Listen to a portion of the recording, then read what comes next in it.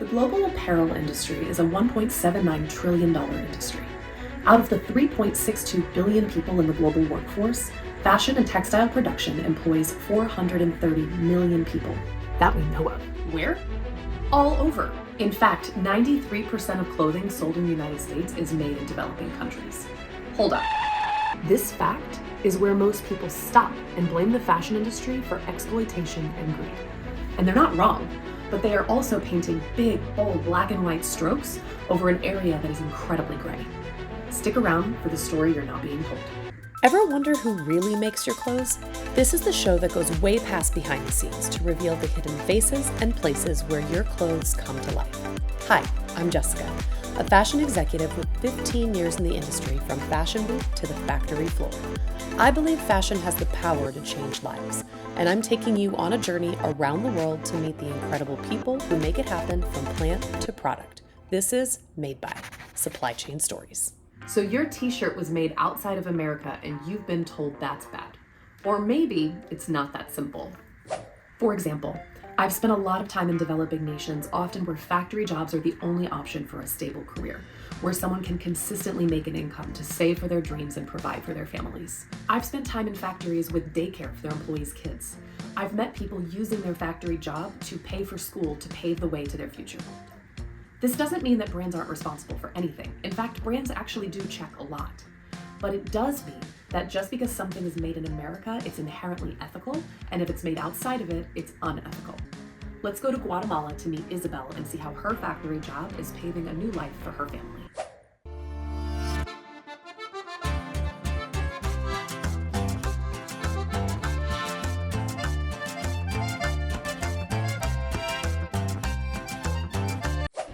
Okay, we made it to Guatemala!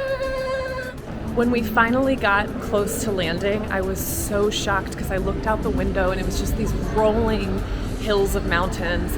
And then in the distance, there was 2 volcanoes, like one with smoke coming out of it. It was insane. I'm so excited to see all that this country has to offer. The family that runs one of the factories I'm visiting was super kind to pick me up at the airport all the way in Guatemala City and drive me to Antigua. I arrived on election day, which meant even more traffic than usual, which is already a lot.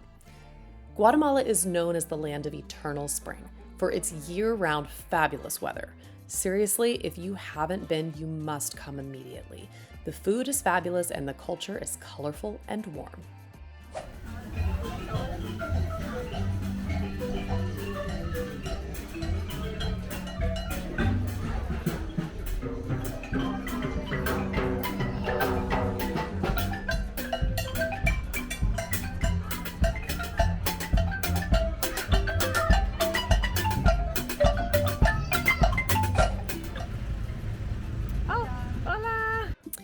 Just a quick pit stop to my Airbnb to freshen up before I stretch my legs a little in Antigua and get my bearings. Oh. This place is so nice. Right, so in Guatemala, obviously everything is about the cafe. So we are making our second stop, the coffee shop. And I'm very happy to find out that they have nice, strong cold brew. So yeah, I'm not used to having access to iced coffee outside of America, so this was a welcomed surprise I may or may not have taken advantage of my entire 2 weeks here.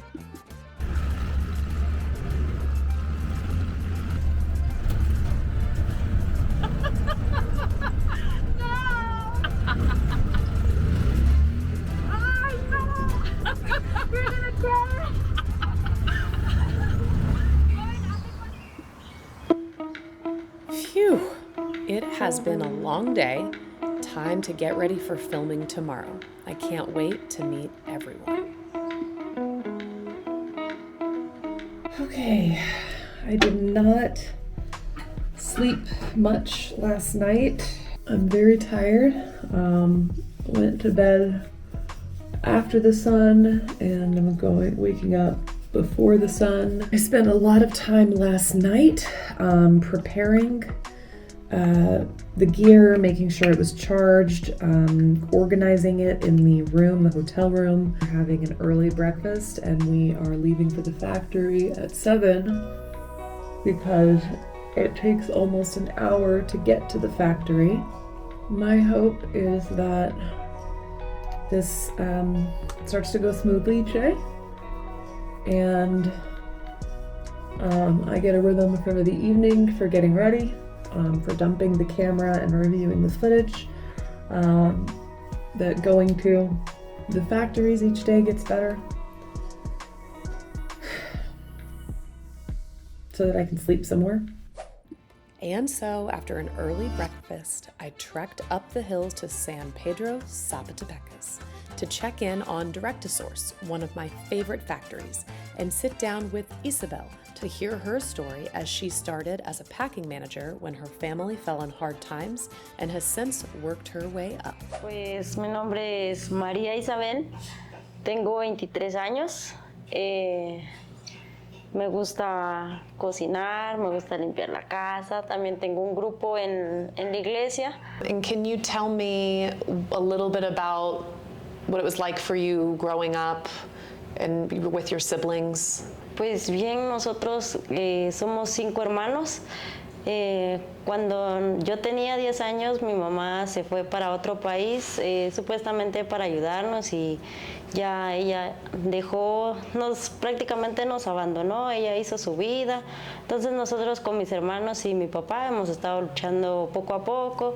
Gracias a Dios que cuando entré yo aquí, entonces yo ya me pude levantar un poquito, entonces ya le ayudamos un poco a mi papá con todos los gastos, porque sí eran demasiados gastos.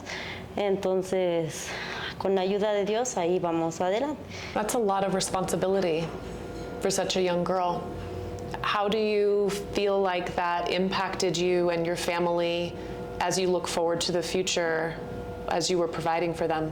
Como cuando mi mamá se fue, entonces toda la familia prácticamente de mi papá y de mi mamá se alejaron. Entonces ya nos quedamos nosotros solos y pues con todos los gastos encima, las responsabilidades, así como mis hermanos pequeños estaban estudiando.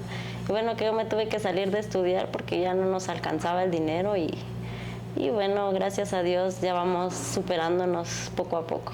Entonces, nuestro objetivo de nosotros como hermanos es terminar la casa de mi papá para que también él tenga donde quedarse cuando ya esté un poco más mayor.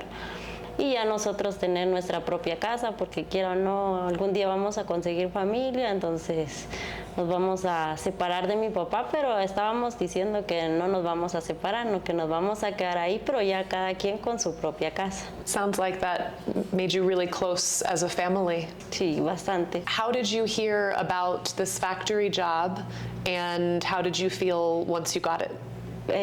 Como mi hermana estaba trabajando acá, entonces ella me dijo, fíjate que estamos muy atrasados, no sé si nos querés ir a ayudar un par de días. Entonces me vine, y cuando entré por primera vez acá, don Tulio me recibió y me dijo, mira, aquí vas a estar bien y aquí te puedes quedar el tiempo que tú quieras.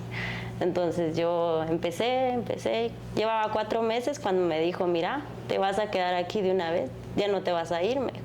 Entonces yo emocionada fui a contarle a casa para decir que ya tenía un trabajo yo para tener más dinero.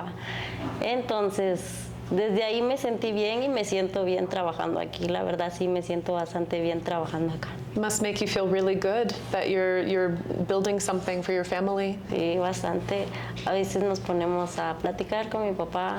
Nos decimos, mira, todo lo que hemos logrado, y así nos pasamos horas hablando con ellos, y a veces hay lágrimas y todo, pero ya somos bastante unidos, ya agradecidos con Dios porque tenemos ayuda más que todo. What is one thing that you wish people knew about your job? Pues que he llegado muy lejos, que entré sin saber nada y que estoy en un lugar donde aprendí bastante y me siento bastante orgullosa de lo que hago. Y si la gente me pudiera oír, yo diría que es un trabajo muy digno, a pesar de que yo no tenga una carrera. Entonces yo pienso que es un trabajo digno. That's great. You've accomplished so much. What do you dream of doing next? Bueno, nuestro próximo sueño es lograr sacar adelante a mis 2 hermanos pequeños, que logren tener una carrera. Ese es nuestro sueño ahorita con ellos. También salimos a buscar personas necesitadas y recaudamos víveres y se los entregamos a las personas más necesitadas. Y también me gusta ayudar en la casa con los gastos y así. Wow.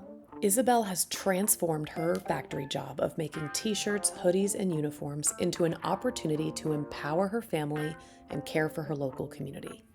Isabel's story is just one example of the many garment workers around the world working in their local factory with family as they build a new life for themselves. Wow, what a day. See, this is my favorite thing, is that if fashion is the largest labored industry in the world, and 1 in 6 people work in it, that's millions of people with singular stories just like the ones that you heard today. And I hope that this gives you insight into why it's so important how your clothes are made, and that you start asking questions about how you can shop better. Guatemala was such a magical trip, and there's so many more stories I've captured that I cannot wait to share with you.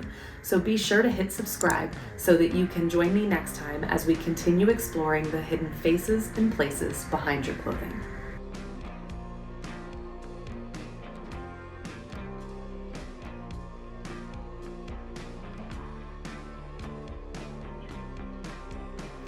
Hey, it's Jessica.